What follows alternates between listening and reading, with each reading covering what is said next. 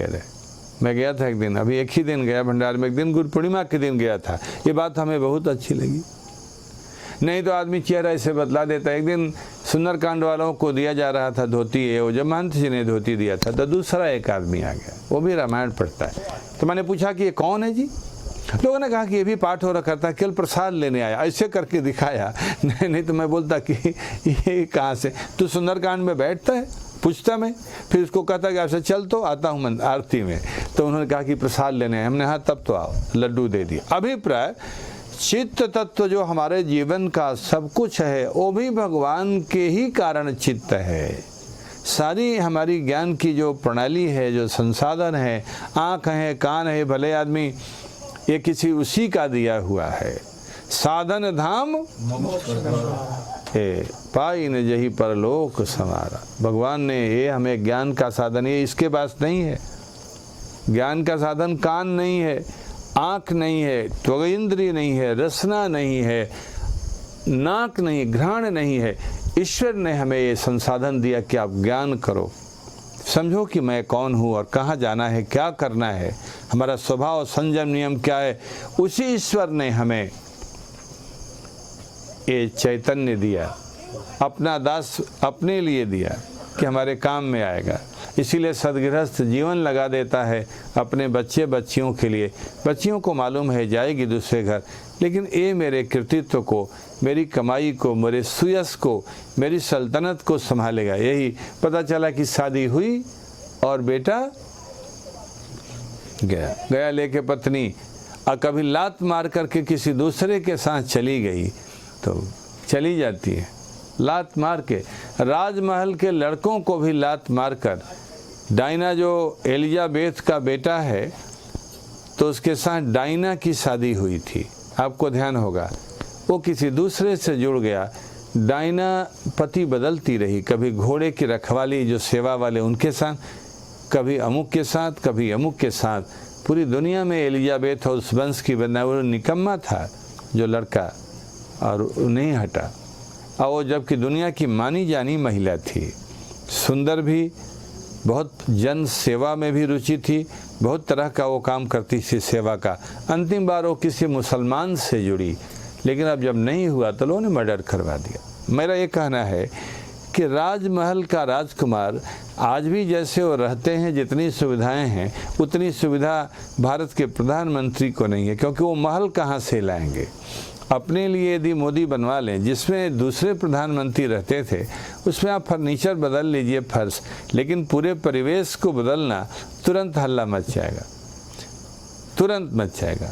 और रहेंगे कैसे वहाँ पर, वो बहुत समय लगेगा। अभी लोकसभा भवन बनाने की बात हो रही है, उसी में हंगामा है कि इसकी क्या ज़रूरत है पैसे की। कोई दूसरा आएगा तो तोड़वा के कहेगा हम बनाते, ये कोई बात हुई क्या।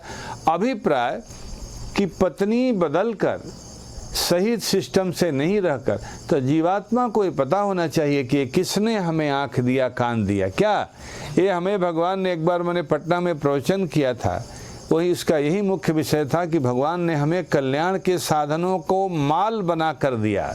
सबसे बड़े मार्केट का नाम मॉल, सब कुछ है वहाँ। सुनते सिनेमा भी है नहीं, अब वहाँ होटल भी है और सब कुछ है, मनोरंजन का साधन, और भी गान, वो जो अपने गए नहीं कभी कल्पना करके। तो भगवान ने साधन धाम लिखा है, साधनों का सबसे बड़ा स्थान मार्केट बना दिया। देखिए कान, क्या बात है, किसी प्रकृति के दूसरे पदार्थ में ये नहीं है, जीवात्मा को प्राप्त हुआ। हाथ प्राप्त हुए जिससे हम भगवान का कीर्तन करें, भगवान की सेवा करें। ये दीवाल करेंगे क्या ठाकुर जी की सेवा जो अपने लोग करते हैं? अभी अभिषेक करते हैं, हवन तर्पण करते हैं, भगवान की आरती, फूल चढ़ाना, इत्र चढ़ाना, पाणव, ये भगवान की सेवा में।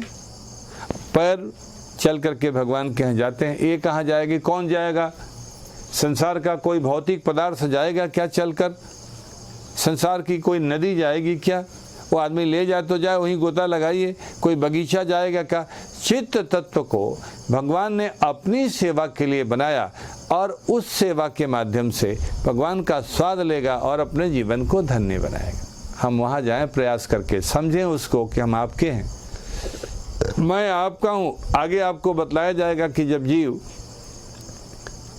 मुक्त होकर के भगवान के धाम में आ जाता है, ध्यान से सुनिए इस बात को, मुक्त हो के गया, बहुत धूमधाम, क्या बात है, जीवन का परम लाभ। जैसे प्रधानमंत्री कोई हो, मालूम है कि जो आए हैं उत्सव में वो भी हमें गाली देते हैं, वो भी हमें लगे हैं कि कब निपटा दें इनको, नहीं कभी नहीं। इतना विद्वेष है किसी को। जब इंदिरा गांधी को निपटा दिया, राजीव गांधी को, तमाम लोग, अभी आप अमेरिका में तमाम राष्ट्रपतियों का मर्डर हुआ, आपको शायद पता, इतने अपने यहाँ मर्डर नहीं हुए हैं जितने अमेरिका में मर्डर हुए गद्दी नसीनों को।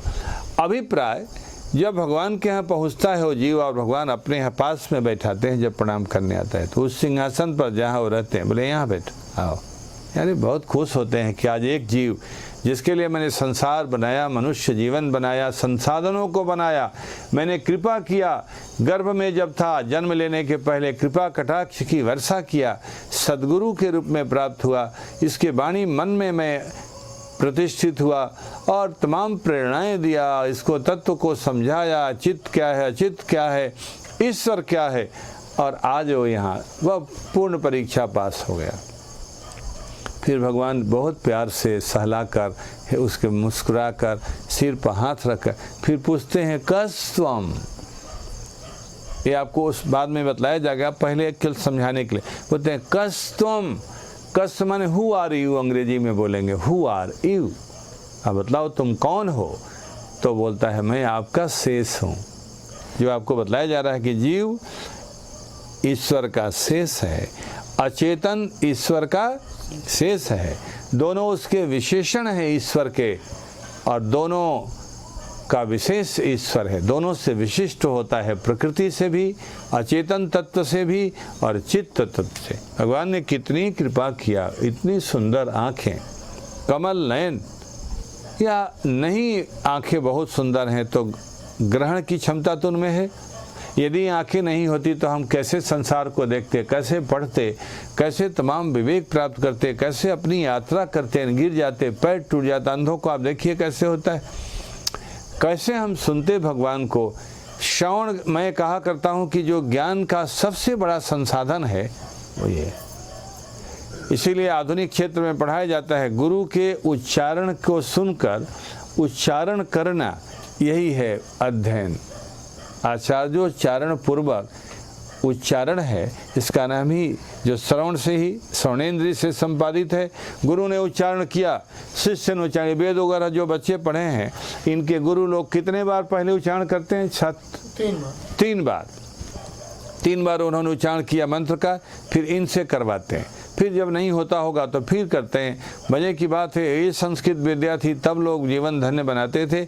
1 रुपया गुरु को देना नहीं होता था शिष्यों से, फिर वो पढ़ लेके कुछ दक्षिणा जो बनती थी यानी सेवा करते थे, मन से तन से जाके भिक्षाटन करना, गोचारण करना, गुरु जी की सेवा, जहाँ जो काम लग गई सब पूरा करते थे। वहाँ कोई नौकर वगैरह नहीं होता था भगवान की दया से, लेकिन गुरु अपना सर्वस्व दे देता था हमको। इसी का नाम अध्ययन था। गुरु उच्चारण पूर्वक जो उच्चारण, उसको सुने शिष्य हो जाए। कोई पुस्तक नहीं होती थी, कोई लाइब्रेरी नहीं है, अमुक नहीं है सारा, तो भगवान ने हम लोगों को ये श्रवण इंद्रिय दिया। भगवान ने ये किसके लिए दिया? इसलिए नहीं कि आप गाना सुने, जो अश्लील गाने हैं उसको सुनिए और मज़ा लीजिए, वाह क्या बात है। जब अभी तमाम गाने आते होंगे, आप सुनते होंगे, आह क्या बात, आनंद आ गया। वो गीत नहीं, हमें तो भगवत गीता सुनना है जो भगवान ने गाया है। गाए हुए को गीत कहते हैं, तो ईश्वर ने गाया है, उनसे बड़ा कौन गायक होगा, उसको सुनना है। भगवान ने हमें आंखें दिया, भगवान ने हमें जिह्वा दिया। जिह्वा मालूम है केवल भगवत प्रसाद सेवन के लिए, उसमें भी भोग दृष्टि से नहीं, भगवान का आस्वादन किया हुआ जो ये अमृत तुल्य है पदार्थ, जो हमारे जीवन को केवल शक्ति भूख नहीं मिटाएगा, पिपासा नहीं मिटाएगा, केवल मजबूत नहीं करेगा, हमें अपने जैसा बनाने का साधन है। यदि कोई भगवत प्रसाद खाता है और कोई भजन नहीं करे, नियम बनने कि जब खाऊंगा तो गुरु का, संत का, भगवान का प्रसाद ही मुक्त हो जाए। एक संत बड़े विद्वान महात्मा थे, उनका आश्रम है, कभी वृंदावन में जाना तो देखना, वो बीमार हो गए। हरिनाम दास जी उनका नाम था, उदासीन थे, जो अभी वहाँ के गादीपति हैं, उनके गुरु थे।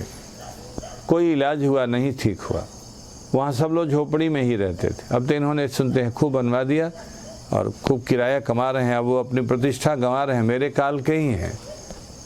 तो भगवान की दया से जब हरिनाम दास जी को पूछा गया कि महाराज आप बतलाइए आप कैसे ठीक होंगे, उन्होंने कहा कि सभी संतों की थाली से जूठा निकाल करके उनका उच्छिष्ट हमें दिया जाए, हम खा के ठीक हो जाएंगे। कौन दे, क्योंकि संत शिरोमणि थे, बहुत ही जीवन पवित्र था। जब उनका शरीर छूटा, सभी गायों ने रस्सी तोड़कर और अंत्येष्टि में भाग लिया। यही नहीं, जो नहीं छूट गए तोड़ पाई, वही गिर कर शरीर छोड़ दिया, सब गए। और यही नहीं, पशु पक्षी कीट पतंग सारे स्मशान पर जा रहे थे, इतना आकर्षण था उनके भजन का। जब उन्होंने संतों का जुट बनाया कि मेरे लिए आप दीजिए, तो वो एकदम ठीक हो गए। ये इसके लिए। और भोजन में आज हलवा, ऐसा हलवा होता है जाने का, लेकिन ऐसा सब जगह होता है। तब बतलाइए अब क्या करें। ऐसा नहीं कि यहीं पर नर्मदा जी को देखकर, ऐसा नहीं कि इस बगीचे को देखकर, ऐसा नहीं कि आप यहाँ के लोगों को देखकर, हम जहाँ भी जाते हैं तो वहाँ भी ऐसे ही लोग, और कैसे कैसे रहते हैं आप सुनेंगे तो परेशान हो जाएंगे। 55 डिग्री सेल्सियस बोलते हैं जो गर्मी, सेल्सियस।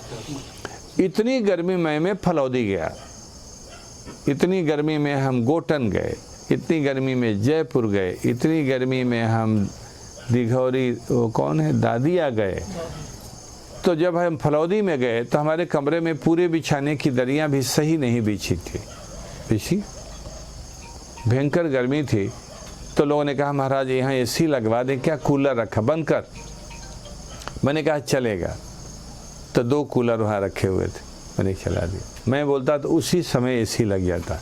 हनुमान पुरोहित बहुत बहुत धनवान और संपन्न आदमी, हर चतुर्मास में 5 भंडारे करते हैं।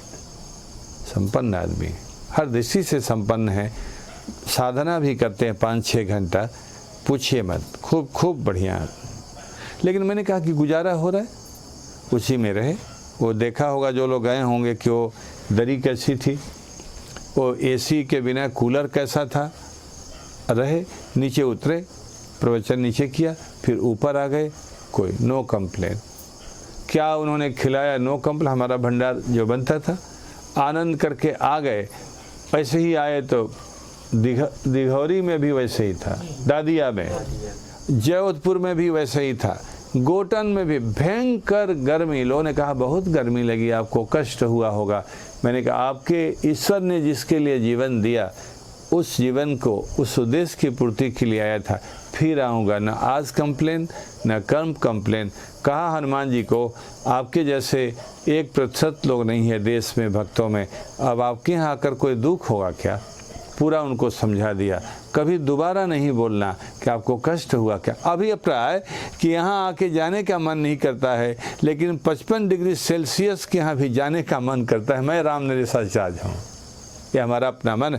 अभिप्राय चित्त को आदमी जब समझेगा, चित्त माने क्या होता है, जीव तत्व, ये ईश्वर के लिए। जैसे पति समझे कि मेरा ये जीवन मेरी माता पिता के लिए, मेरी पत्नी के लिए है, दाई के लिए नहीं है।